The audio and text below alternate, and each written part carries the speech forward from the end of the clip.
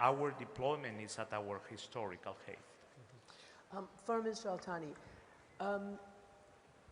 part of the national security strategy that just came up, basically a line said that Washington's, and I don't know, I hope I don't get this wrong, but Washington's hectoring of Gulf monarchies has got to stop. How do you, I mean, that must be welcome to your ears, obviously, because it doesn't really talk about human rights and democracy, but it does talk about a lot of what we know that President Trump has always talked about, which is the economy, investment, business, transactions, those kinds of things. You've sat with a lot of US negotiators. You recently, most recently over the Israel ceasefire in Gaza with Jared Kushner and Steve Witkoff. How does that type of negotiation differ from potentially your interlocutors before? Well, actually, it's first of all, I think that each conflict has its own nature, and we cannot compare like what's the mediation, for example, between the U.S. and Afghanistan to the mediation between Israel and Hamas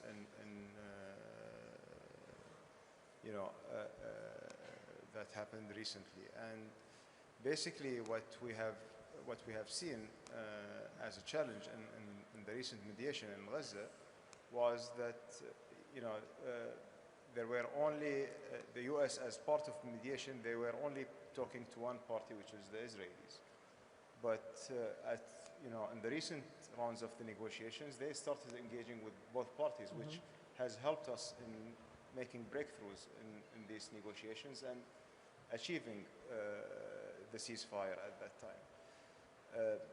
The difference, of course, between one administration to another, it's been always there. Like it's not, you cannot see one method that's followed by every administration. But what we have seen throughout the mediation process is an engagement and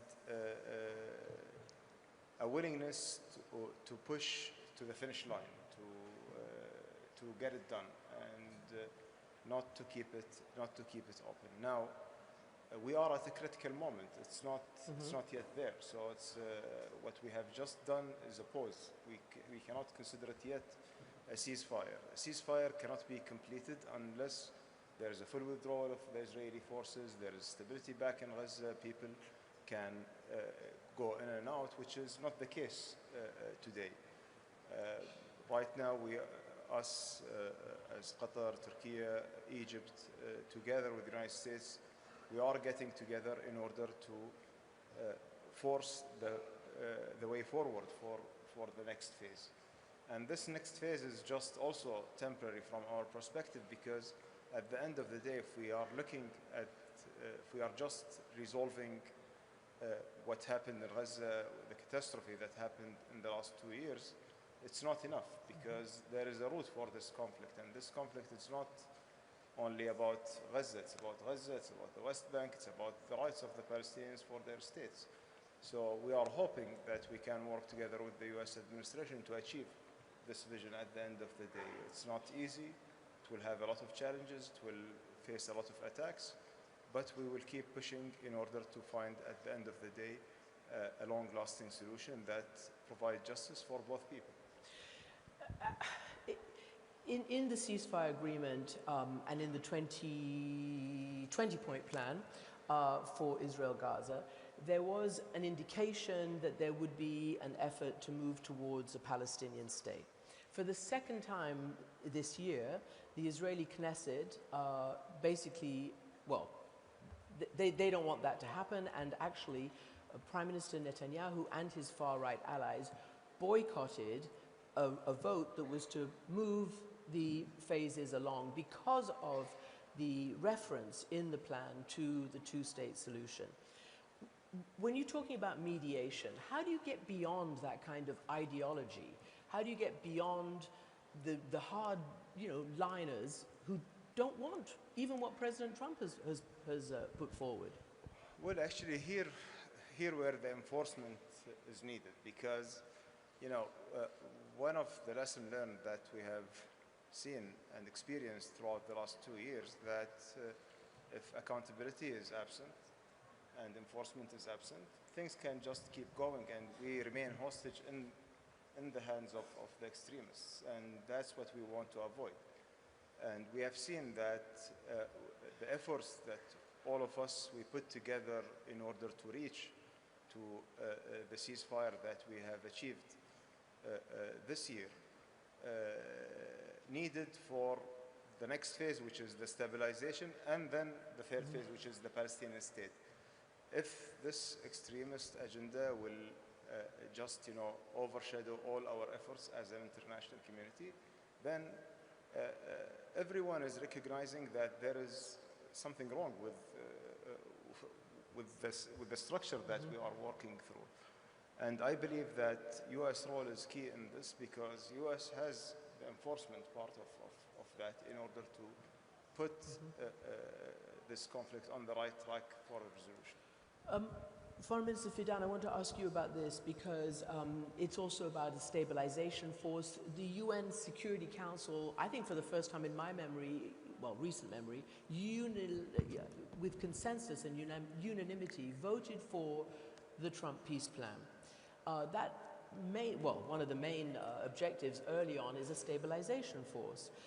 What can you tell us about how that's going to get beyond the blocks? I mean, first of all, Hamas is still not demilitarized, and there is a de facto partition inside Gaza, the so-called yellow line.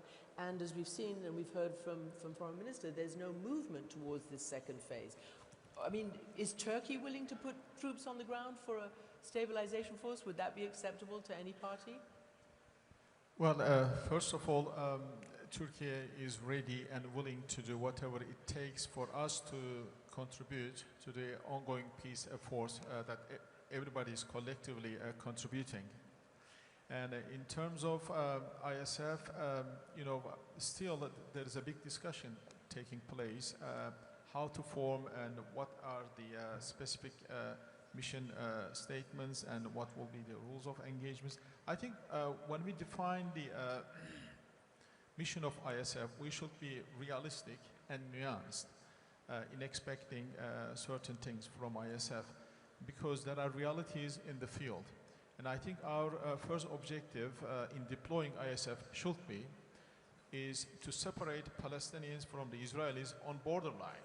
This should be our main objective. Then we can address the other remaining issues. And whatever ISF is going to do is also be supplemented by other entities like the police force that is going to be vetted and trained. And then also we will have a Palestinian local administration. And then we will have a peace board. Now all these organs supposedly will work together in a synchronized manner. When we have this system more or less in place, I think we can be much more realistic in expecting from ISF. But as I said, there is a big challenge for ISF either because the formation of the ISF, which countries will be contributing, this is a big question now, and what will be the command structure, what will be the logistics. Thousands of detailed questions are in place, but this is up to our military commanders. But then what will be the first mission? I think once we deploy ISF, the rest will come. Once you deploy yourself, that's the key. I'll come back to you, Kaya Kallas, but I want to ask you as Foreign Minister, I guess one of the questions is, you were one of the first countries, along with Ireland and Norway, to recognize a Palestinian state. And there was a whole load of brouhaha in the world saying that this would just reward terrorism, that it wouldn't advance, the peaceful resolution of all of this. And I wonder whether you think that gave your countries leverage in this process or not, because right now, as you know, there is a massive crackdown by the Israeli forces and settlers backed by the Israeli state against Palestinians in the West Bank, as well as the unresolved issues in Gaza. I mean, people, as you've seen, still living in the rubble, aid still not going in sufficient quantities, and no movement towards the second phase, as far as we can gather. So Tell me, and I'm talking about mediation and leverage now. What leverage do you think your declaration, which was then amplified at the UN by many more countries, what did that do? It's very clear that to work for peace, and in the Middle East, peace means the two-state solution with a real and viable Palestinian state living in good neighborhood with the Israeli state, gives you leverage. Working for peace always gives you leverage. At the time, some people criticized us, saying that we were alone, that it was a void movement. When we see the wave of recognition that came right after, with many members that are permanent members of the Security Council, you realize that we were not alone, we were the first, and we were leading the way towards what we all know, including the Israeli people, that is the real path for security and for peace for both Palestinians and Israelis. We did the recognition because of justice, because it's justice for the Palestinian people. I don't see why in the world we would assume that the Palestinian people is the only people in the world that are eternally condemned to be a people of refugees. We did it because of peace, because we will never accept that the only way to relate between Palestinians and Israelis or among people in the Middle East is through violence.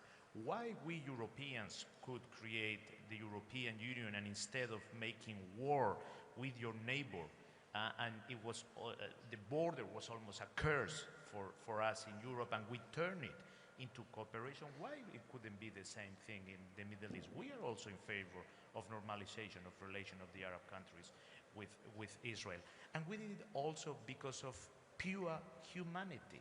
When you see 70,000 Palestinians being killed in front of your eyes, in front of your TV screen, children's babies, and when you believe in the United Nations Charter, in the principles and values that founded the European Union, you cannot be moved. You have to do something.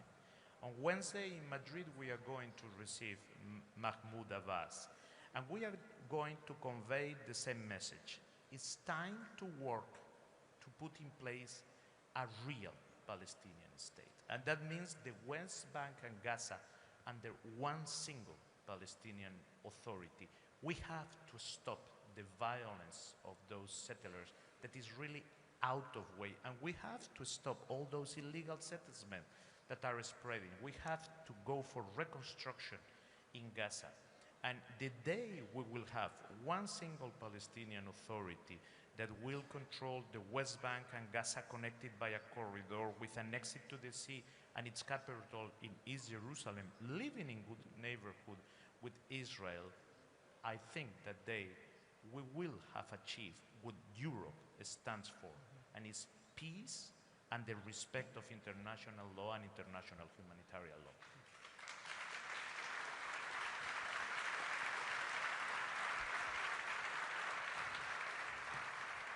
Kaya Kallas, can I ask you, we're going back to the European war right now, or the war on the European continent.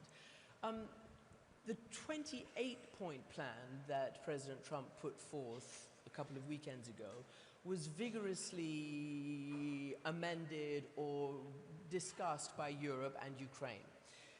On the other hand, would you agree that Europe has not put a peace plan forward for Ukraine, that this process by the United States is the first actual time, and you've just said that you've been calling for peace and this and that. That's one question, but it's related to leverage.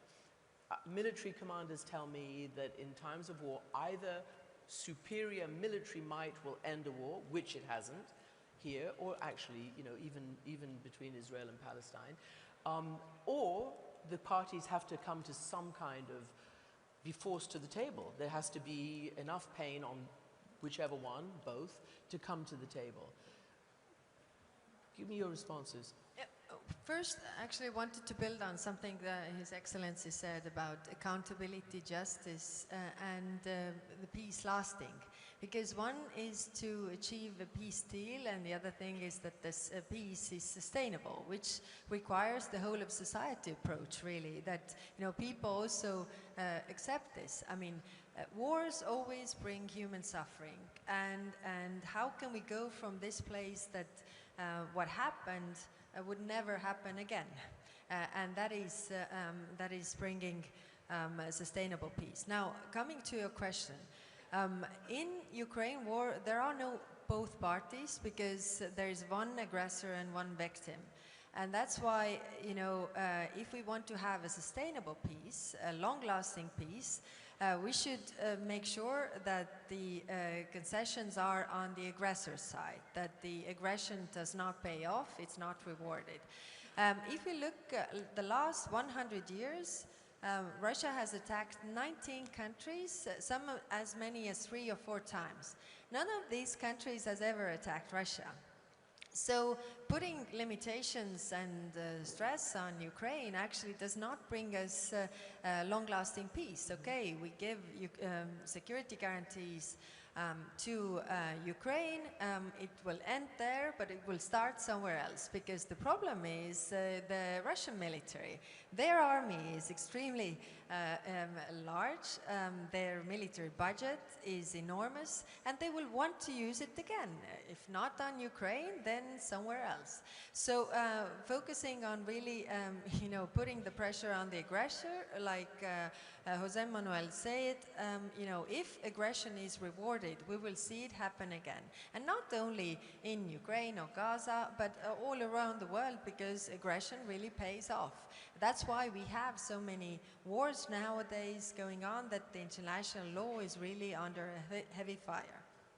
Okay, but the question really is, what is the leverage that you have? Because if the US is pulling back, which it is, in terms of making you step up and fill that gap militarily, yes, clearly Putin doesn't feel any leverage right now. We have leverage, and that is economic leverage. I mean, wars also end when the aggressor runs out of money to fund this war. And that's why, yes, we see the economy is not doing well. I mean, if you look at the indicators like the interest rate of the central bank, you see that their national fund is almost completely depleted. They don't have the same revenues from oil and gas due to the sanctions, and also, the sanctions on Shadow Fleet are hitting them hard. Now we have the discussions of using the Russian frozen assets for the reparation loan. Where's that going to end? Because Belgium says no. Well, we are 27 democracies. It always takes time to get to results, but the discussions are ongoing. The proposal is now on the table. Why is it so important? To really show that it doesn't pay off. And there are examples from the history, from this part of the world.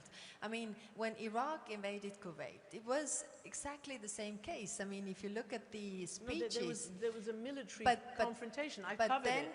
America got 500,000 troops together. The difference was it wasn't the UN Security Council member who was doing the aggression, and that's why the international response was very clear.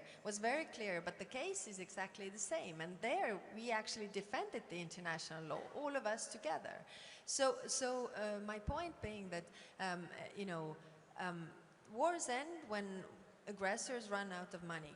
By the way, Russia ended the war in Afghanistan when they ran out of money to finance this war. So they want us to believe that, they're doing fine, nothing to see here, we can outlast you. It's not really true. And by the way, in that